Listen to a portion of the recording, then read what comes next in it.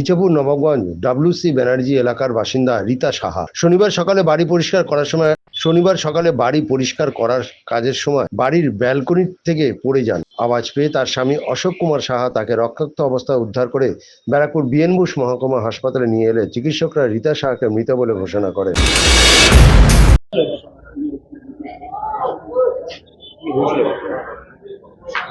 ঘটনা, আমি নিচে পেপার পড়ছিলাম, উনি ছাদে কাজ করে, প্রতিদিনই প্রায় পরিষ্কার টরিষ্কার করে। তো হঠাৎ আমি নিচ থেকে উপরে এসে দেখছি, বাইরে এসে দেখছি যে উনি নিচে পড়ে আছে, মুখ থেকে রক্ত বেরোচ্ছে। তখন তো আমি কান্নাকাটি শুরু করেছি, চাচানো শুরু করেছি। আশেপাশের লোক এসে দেখছি যে এরকম পুরো ডেথ হয়ে গেছে। কি কাজ করবে?